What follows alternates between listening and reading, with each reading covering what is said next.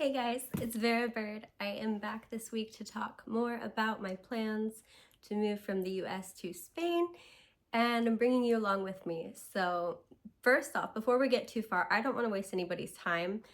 This video is very much my experience, my thoughts, things that I am playing with. I'm going to tell you about income streams I have had, some of the research I've done on visa options, and what I'm thinking going forward. But if you're looking for someone who's like, okay, here's exactly how I've already done it, here's how I know it's going to work, here's a step-by-step list, this isn't the video for you. This is just ideas, just sharing. This is sitting down with a friend over a cup of coffee and discussing options. So I just want to be really clear on that. I don't want anyone to be feeling like disappointed or like they've wasted their time with this video. We are sitting and talking. Okay, let me get a little more comfortable. Okay, so first I want to talk about things that I have done as an entrepreneur that have made me money and that I'm kind of considering going forward. And then as long as we have time, I will talk about different options that I've done as a virtual assistant, that I've helped other people do, that I've been able to see the back end of and that I know work. And I'll kind of try to discuss, like if I think this would be good for like which type of person, or if you like this, you might enjoy this, that kind of conversation. So we will see how it goes. If you saw my last video, I've been having trouble with my storage on my devices, and it's making video creation in general really difficult. I feel like we're crooked. I think that's better. Okay, so yeah, I've been having trouble with my storage. I don't know what it is. I'm like in the trenches with iCloud. I got an external hard drive. I moved everything over. I thought I cleaned out all of my storage on both of my devices, and it still is like not functioning. It's a problem. It's a problem, and I'm solving it little by little. I'm trying to. I don't know. But yeah, my last video got cut off about maybe halfway through. And I didn't realize until later. I don't know if you'll be able to see the quality difference, but this time I'm recording on my phone like facing me so I can see if it stops. So bear with me, we are just human here. YouTube is not my full-time job. I don't get paid. I have like 9 subscribers at the time of recording this, and we're just doing our best to bring you along this journey. It's just something that I felt I really wanted to share in case it helps anybody else, and it'd be kind of cool to look back on maybe. Okay, so things that I have done, visa, things that I'm looking into, etc. Again, I'm not an expert. I haven't gone and done this. This is based on a lot of hours of research, but it's just been me, myself, and my hopes and dreams. So maybe kind of fact check, maybe it'll give you some starting points. I will say something that helped me is I use Claude AI. It's kind of like ChatGPT, but I like it better. I started there.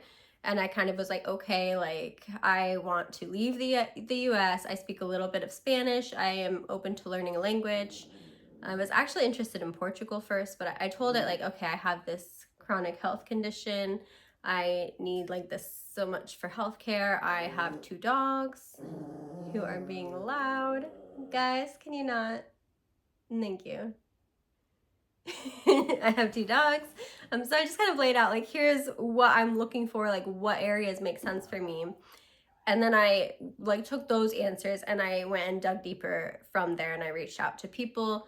I looked through Instagram like for the locations I was looking at, and looked at what people were like recording. I tried to find locals and just kind of really get the vibe and notice the details, like really picture what it would be like day to day. I just realized I'm talking so fast, so we're gonna slow down. But yeah, I tried to move to Germany a few years ago. I was dating a German at the time, and his family lived in Germany, and he had grown up there. And so I kind of got to try this once already, and it was really incredible, but I only lasted a month. I ended up getting really sick before I could get into the healthcare system. But it was also just a very different experience in ways that I didn't expect. And like now there's a reason I'm not choosing Germany as where I want to go. And I think Germany is lovely. It was great. Don't get me wrong. But for myself, for my unique oddities and ways that I want to live, I knew that was not somewhere I wanted to go. So I didn't even look into those visa options this time around.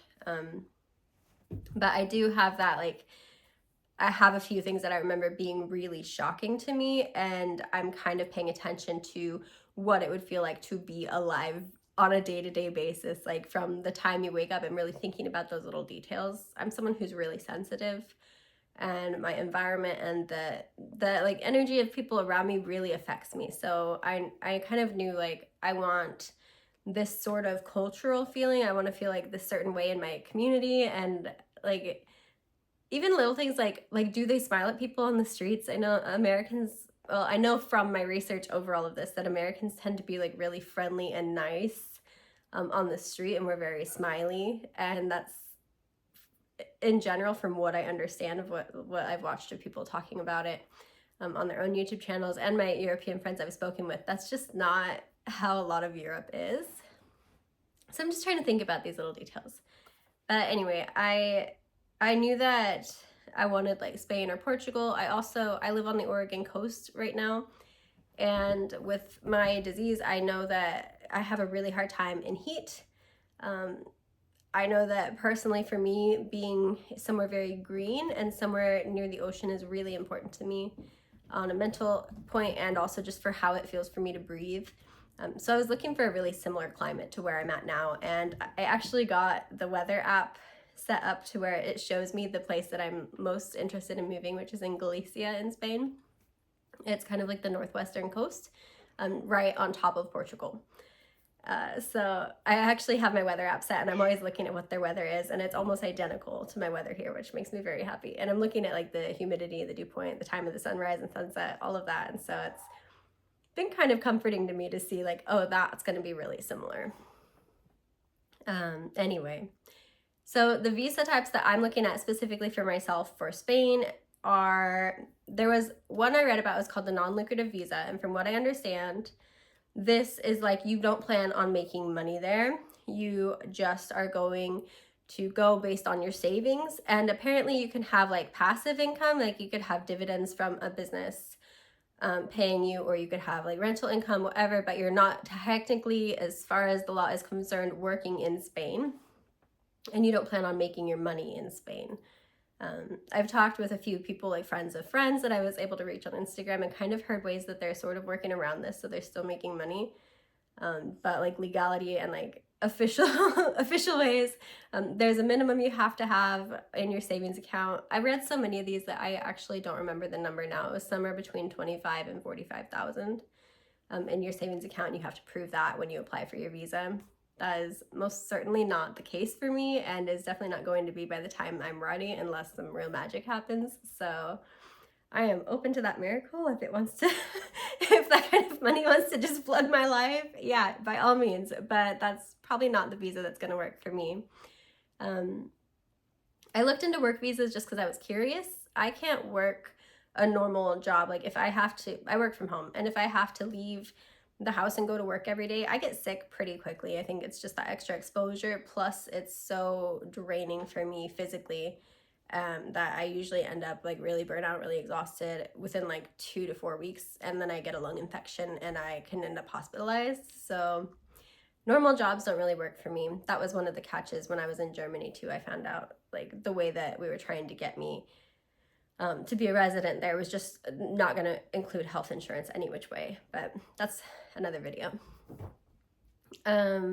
Yeah, so a work visa is really unlikely for me, even if they would approve me. And also the requirements for that one, from what I understand, it sounds like the company has to actually, they have to have extended you a job offer already. So for Spain's, like a Spanish company has to extend a job offer to you. And in order for them to do that, and you get approved, they have to be able to prove that they weren't able to, like that they really tried and were not able to hire from within the country before they can bring someone from another country in on a work visa. So that's not going to work for me. Maybe it's something to look into for yourself. I read about student visas and I was a little bit interested, but from the sound of it, like you have to go back to your home country, or you at least have to leave Spain. I didn't look very deep into it because this is definitely not what I'm choosing, but there is like you have to go back and apply for a different type of visa when you're done with school. So since I already have my bachelor's degree, and I would love to go for a master's in literature or something, but that doesn't really make sense for me to do in Spain right now. I wasn't interested in that. And it sounds like also to go from like student to resident, visa wise, you kind of want to be going from your degree directly into work. So again, that just didn't make sense for my situation. So the one that I am looking at is the Digital Nomad Visa. From what I understand, this one has a couple requirements. You have to, and again, this is like just what I understand. It is complicated and there are nuances, and I've read from a few sources and like some of the details change. So I'm actually planning on speaking with an immigration lawyer to get clear on exactly for sure what everything is. But from what I understand so far, you have to make a minimum of $2,800 a month. And you have to prove that, and you have to prove it back through like the last 3 months, and it helps your application if you have at least a year agreement in writing with your boss saying that they understand and they're okay with you working abroad and they plan to continue paying you for at least a year. That really helps. And I think also the company has to have been in business for a year. I'm a little fuzzy on that. Details have not been super clear, but for my current situation, that I think that works for me. So this is kind of the avenue that I am most pursuing right now at this time. If that changes and I get updates, I'll share with you.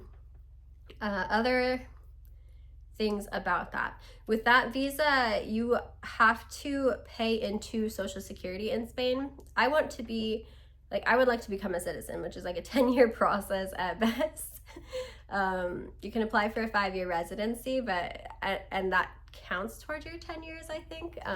But you can't be a citizen until you've been there 10 years, from what I understand.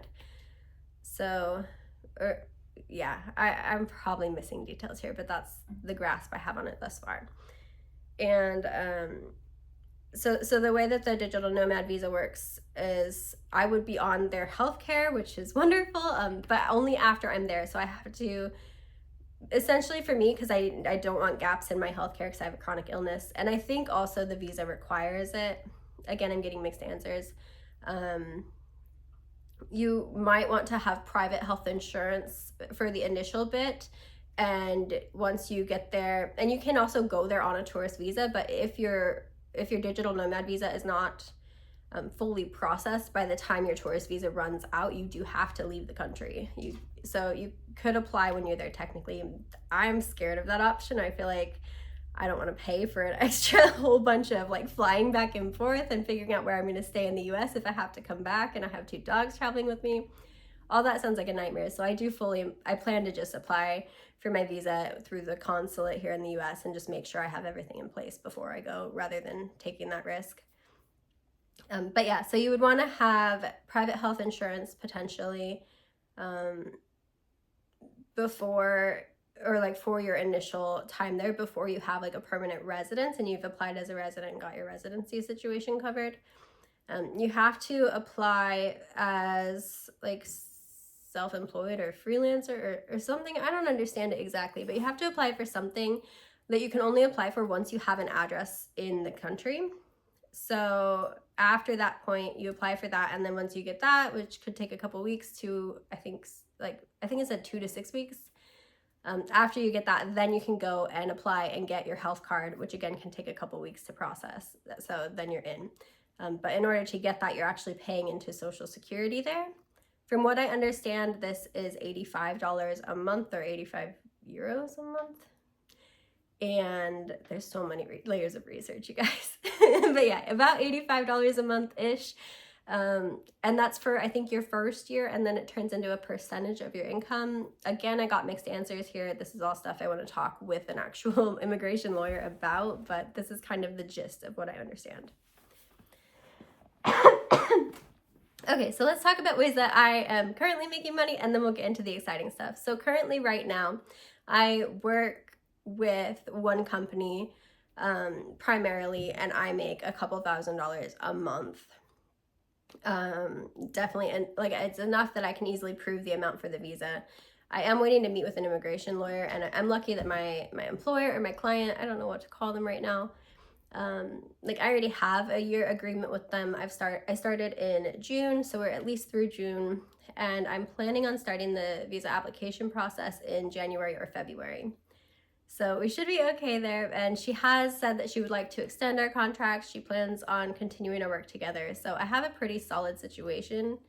I'm going to be talking with the immigration lawyer to figure out how we need to structure our legal documents because it is so flexible here, but I want to make sure that the legal structure of it all isn't going to threaten or like nullify my application for the visa somehow. So I do have to figure out details on that and then work with my client slash employer on how we're going to make that look. I think that I do have to technically be an employee to her, and that might change a little bit of our payment structure, but we have enough of wiggle room that I'm going to be okay on that either way. So as long as my current primary income source stays stable, I should be okay for the visa. It's just a matter of getting the legal structure details of it right. So that's my main plan. I also do a lot of freelance work. I take on a couple projects per month, doing like copywriting for marketing and setting up and scheduling people's Instagram and social media marketing content. I've been doing this for, I want to say 7 or 8 years now. So we'll talk a little bit more about that in a minute when I talk about like what you might be able to do. I'm also a writer, and I have books published on Amazon KDP that sometimes make me money. I've actually just pulled them off because I'm updating a few details, and they will be back on soon. But that's another small source of income that I have. And I'm working on getting a website going that is meant to be kind of a more passive income stream that is a blog with digital products for something not marketing related. So I'm sure I'll be sharing that with you as it comes together. But right now, that's just kind of a look at what is going on financially there. My hope is honestly that I can get that blog website to a point where it is making a pretty substantial amount of income, like enough to qualify me for the visa, if I were to need it, so I can actually form a company and use that as my visa. This is kind of a backup plan because there's not actually realistically enough time for it to grow to that point.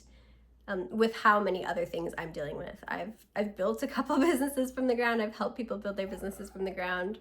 I've worked a lot with this particular business structure, and I just know that like there's always a chance for miracles, and it could just randomly blow up, and that'd be lovely. Of course, we're open to that, but realistically, predictably, the way that it functions, this business probably needs 3 to 6 months to start generating a consistent income. And then I need it to exist long enough to qualify for the visa. So it's not really a plan if I want to go within a year, which I do. I'd like to go in less than a year.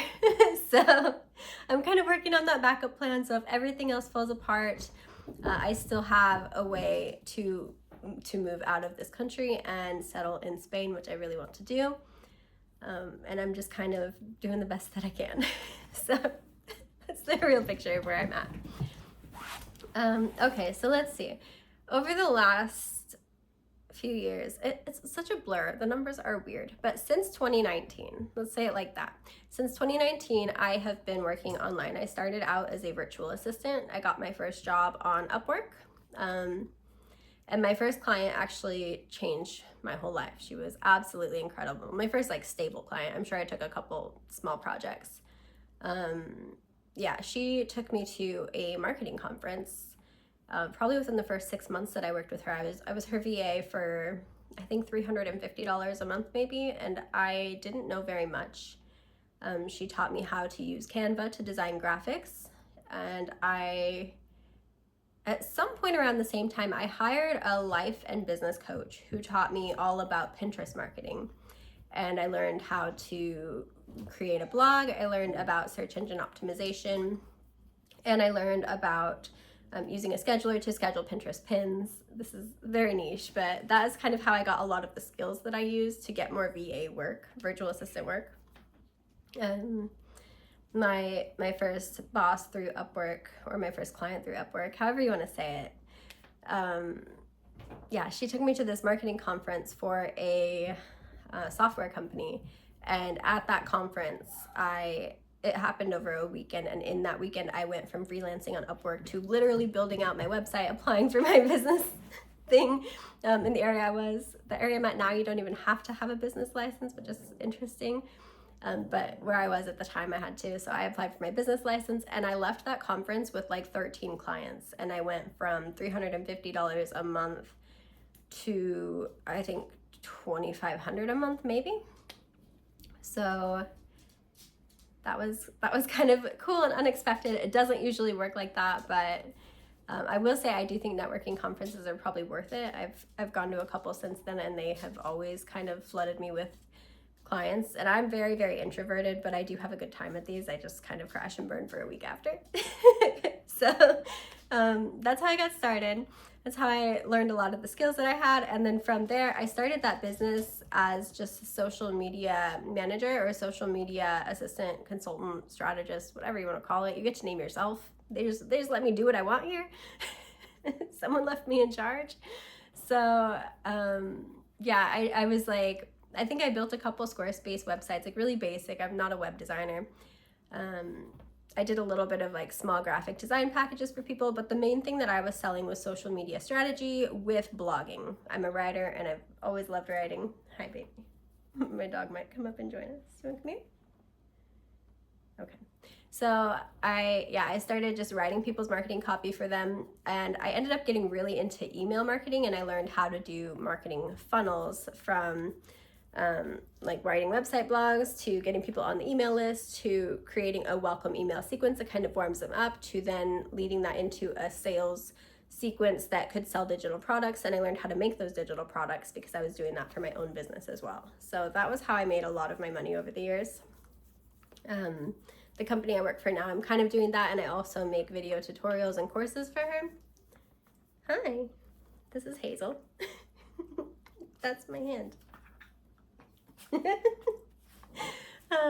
So I kind of got to explore a lot of different freelancing options, and that's helped a lot. It's really easy. Like if things get really tight, Upwork is a much more saturated place now, and it's kind of like a race to the bottom. I don't actually like it, but I do like that I can kind of, if I really need to, if I'm strapped for cash or if I'm trying to find new like core clients, I can go to Upwork and I can look for jobs that specifically are intended to turn into longer term things, and I can kind of work toward getting those off of the platform. It's very discouraged. It's not in the terms and services and whatever, but I think a lot of people do it because Upwork takes 20%, and it also is, I think it's global. You can hire people for really, really, really low rates, like $2 and $3 an hour. So it's really, if you need to make a reasonable income, it's not a good place to be working, but it's an okay area to go and like find a few clients or even just build up a portfolio. So I like it for that. So that's good. Another thing I did, I don't do this anymore. I don't have Facebook, and I'm trying to stay off of it, but being a part of Facebook groups and networks and communities that specifically belonged to other entrepreneurs, other creators, especially if they were in some way helping people make money or helping them scale their business, it was really helpful for me to join groups like that and engage with the community. I'd get to know people, and I could also kind of use that as market research and to inform my own direction in my business and what I was doing. And it was a good place to meet and find clients. One thing I would say is like, don't be spammy and don't be a jerk. And like, don't go into a group of someone that like if they specialize in email marketing and you specialize in email marketing, don't go poach their group for your own clients. That's kind of messed up. But if they specialize in Facebook ads and you do email marketing, you're kind of a complementary service, and you can build relationships in communities like these. You can listen to the issues that people are having, look at the questions they're having, and learn how to answer them and really be genuinely helpful.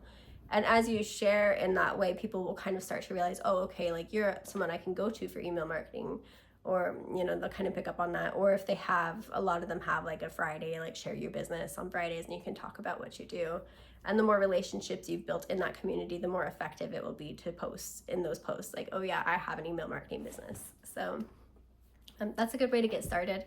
You'd be surprised how many clients you can find in that way. So if you're at all curious about this, that's kind of where I would go. If you're just trying different avenues, maybe you still have a regular job and you want to move to digital income, this is not a quick fix. You're not going to have a whole business in 3 months probably, unless you really buckle down and make it happen. and like get scrappy and don't let anyone tell you no. I mean, it's possible, but I think realistically, if you're feeling burnout, if you're exhausted, you're tired, you're busy, I don't want to push like a hustle culture or tell anyone to drain themselves. I had a lot of that messaging early on in my own business, and it took me to a really, really bad place, and I ended up completely burning out and feeling really crazy and just like not okay for about 2 years, and it was rough. So I really try to not facilitate that kind of like make yourself insane to make it work thing. I think there is a time and a place for hustle, but I don't want you to feel like you have to do that to make this stuff work. So my disclaimer. Okay, what else? So let's talk about things that you could do. If you are kind of looking at this, I want to be clear that, like I said, like this is you're probably 1 to 2 years out from being able to use this if you're wanting this to be like how you get out of the country. And different visas and different places are different on the requirements for you and everything. But if you wanted to, for instance, have an agency, if you have some sort of agency or you offer freelance services, that's probably the quickest way to make the money. The ways I've been talking already are kind of how you get that started. It's hard, but it's kind of rewarding. It's nice that you can set your own hours. There's a big learning curve of like you really want to watch out for scope creep and you want to have boundaries, but you need to have it in a professional way. When you're a freelancer, you don't get like employee protections. You're kind of on your own to set the standard for how people treat you and to pull the plug if they're not being respectful and they're repeatedly violating your boundaries or they're just like cruel. You also have to learn to set up your payment structure properly. You have to learn to value yourself and your time and understand that if you are trying to be the lowest price out there, this could really not work out for you. That could really bite you in the ass because you're going to be tired.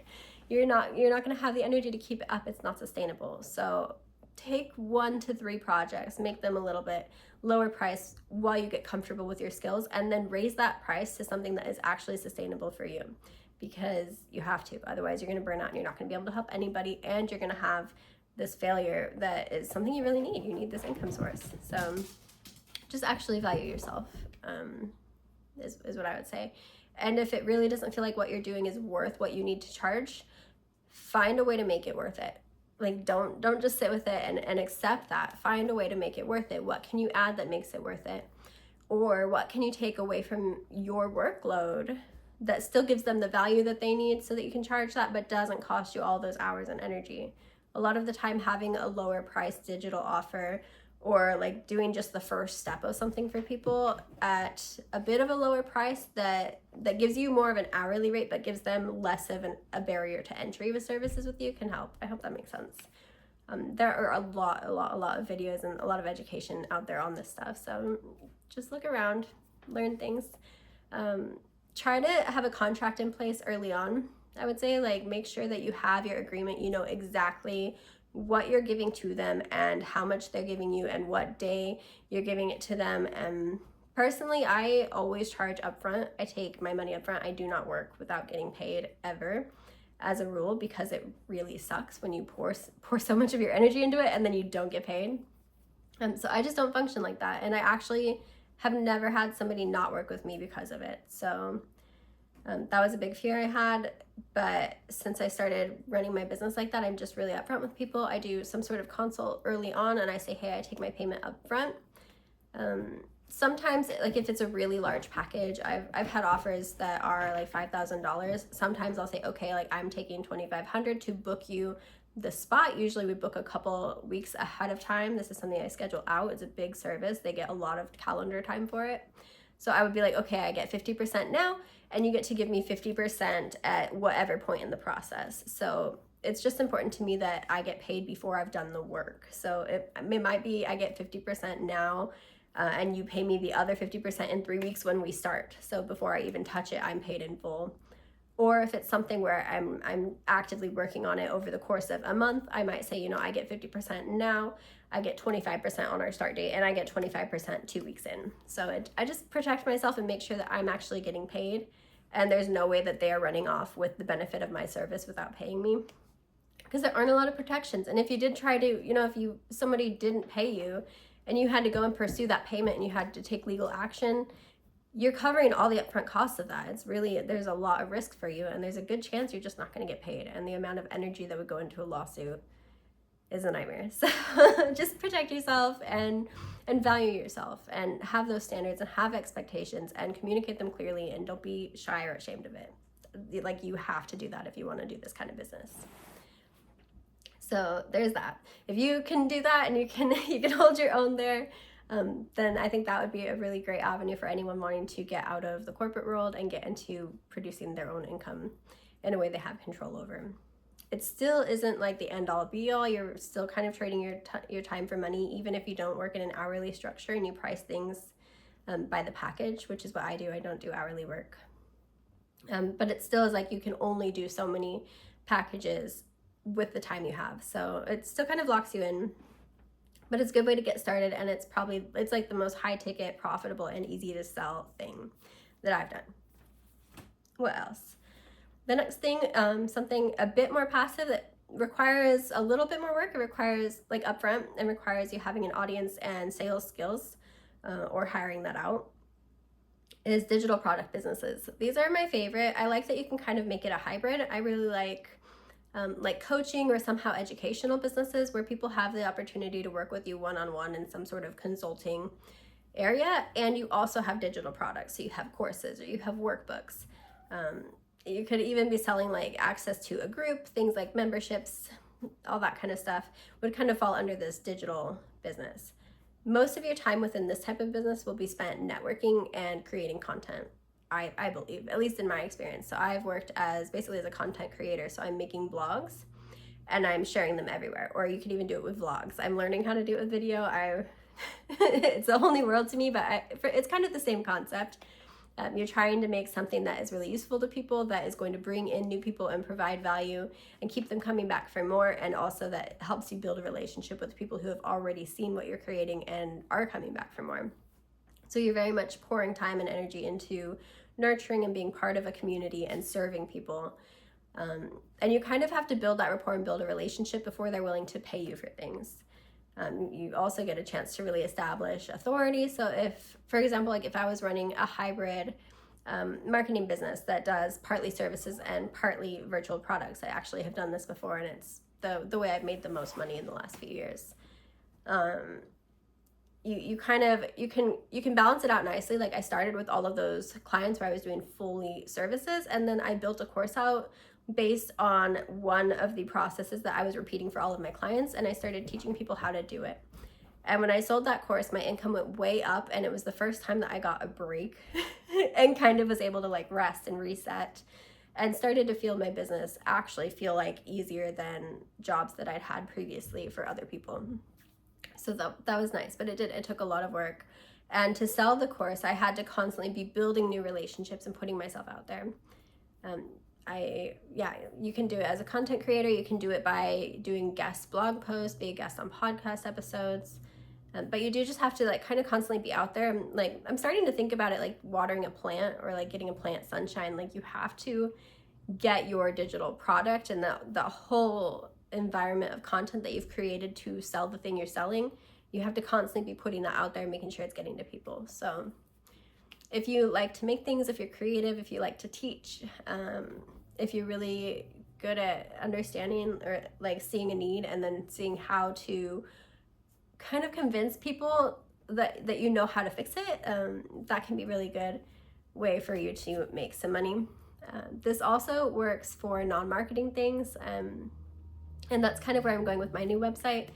So my new business website that I'm working on, it's called Rewilding Feminine, and it's meant to be mostly digital with some coaching services. And so what I'm doing is helping women specifically, like I say like de-domesticate yourself, and I mean like pull yourself out of the system, kind of get autonomy and like claim and like be intentional about how you spend your energy, and just like unlearning a lot of the things that we as women, especially as women in the US, I know like personally, a lot of the things that we are like taught and groomed and raised to give away for free that are actually really draining and demanding and valuable. And so I have this whole thing, and I have a couple of different pillars of content that I create for it. So there's like a hair and beauty thing because that's fun and exciting for most of us, and I want the brand to be fun and exciting too.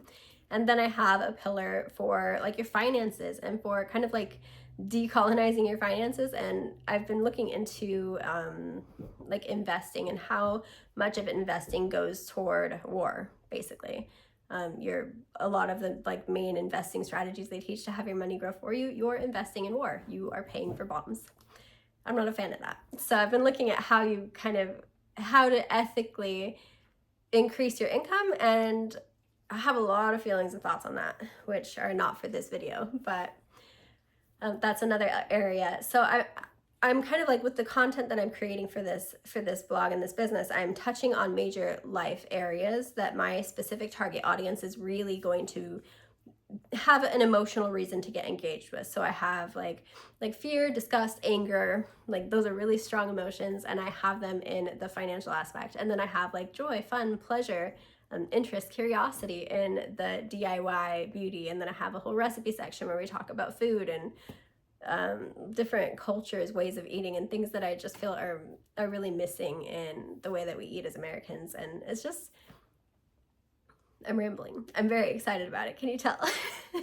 But so a lot of the content that I've created for that is like digital workbooks, and that's things that help you like ask questions and journal with yourself, or have a conversation with a friend that you can guide, a group chat with women, or even writing your own blogs that can get people started on their own business. But it's digital products that help them start asking questions or help them start working through things. There are checklists. There are like curated pieces of information about specific topics that can help them.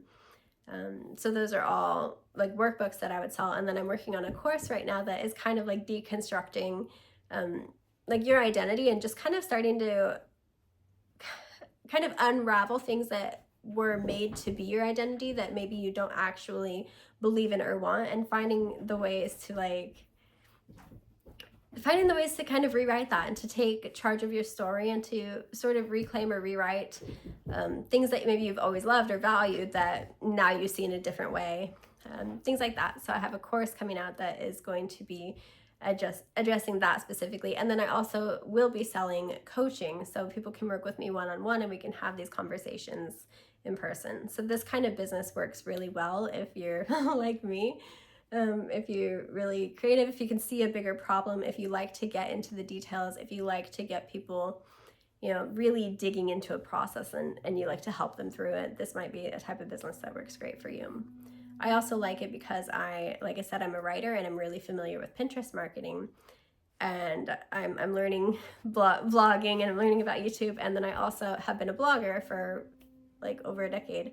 So I also find that it's really helpful for me, just because it gives me a place to process, and it's really fun. Like it really naturally brings in community. I start talking about this stuff and people are interested and they're curious and they love to talk back and forth. So it kind of creates that dialogue that personally I crave. So it's a place that, it's the kind of work that if I didn't have to work, I would still do it. And I'm really happy to have that happening. So yeah, I've totally lost my train of thought because I'm so excited.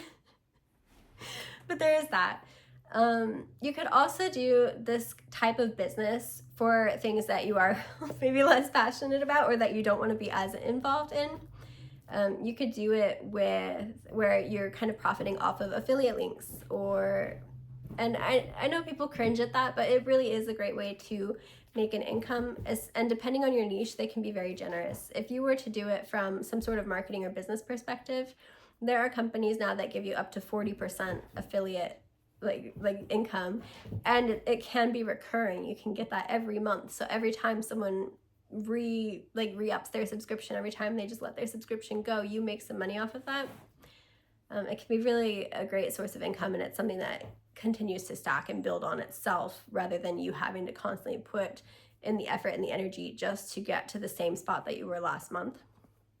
But even if you did have to do it to the same spot as you were last month, it still is digital income. So yeah, you could do that for even for fitness. If you have a gym, if you have any sort of health journey you can share on that. The wellness industry is obviously really primed and also saturated for this type of content and income. And if you have a specific unique angle, or you really bring your personality and show who you are individually, that can be really interesting to people and kind of set you aside and bring in income on that front. So there's another way to do it. I'm kind of losing my train of thought here, so we're gonna see if I can remember any other streams I wanted to tell you guys about. I think that I feel like I had more to tell you because I combined it all into like a couple things that I've been doing, because I've been doing every angle of each thing instead of like one by one. So I told you about like digital product sales here. I told you about course product sales. I told you about coaching and consulting. I told you about freelancing using sites like Upwork. A couple other things you might be able to do, actually, I remember now. You might be able to do captioning. I worked for a company called Rev, R-E-V, Rev. And at the time when I was doing it, it's been a while now, it's been a good couple years. I was getting paid $1 per minute, per video minute, so to caption videos. So at first, when I first started, the pay was not very good because I was really slow, but I typed pretty quickly and I got pretty good at it. So my pay was decent. It's not scalable, it's time for money, and it can be a lot. You have to really be able to focus. Now where I'm at, I'm a bit neurodivergent, and I think that now I would have a really hard time. Like, I would feel overstimulated and kind of exhausted. But when I was younger, that worked really well for me, and I know people who do it still. So that's something you might look into. You can just caption videos. If you know multiple languages, their translation services pay better. And you can do translating, so that's kind of interesting. And you can also do transcribing videos, which is different than captioning. Captioning is like the words actually running on the bottom of the screen. And when you do those for Rev, you like have to type it out and then you have to sync it. So you tell it exactly when each line should be starting and stopping. With transcription, you are transcribing the audio of all of it so that you have basically a big text document. And I don't know how the translation would work. I'm not sure if that's transcription or captioning. I'd assume it's captioning. I never did it because I didn't speak fluent enough Spanish or any other language to be able to, but I know it's an option. So companies like that exist that you could work with. What else? Yeah, I think that's all I have for you right now, but those are a couple options and a couple different ways that you could use different options and strategies to be bringing in an income. I hope that's kind of helpful. If this brought up any questions for you, I feel like there's more information in there that I just forgot or haven't pulled out. So if you have questions, I would love to hear them, and if I can help answer them in my next video, I will. Otherwise, we'll see. I will see you somewhere in the next 7 to 10 days to talk more about my moving plans and hopefully share some updates. All right, thanks for being with me. Bye-bye.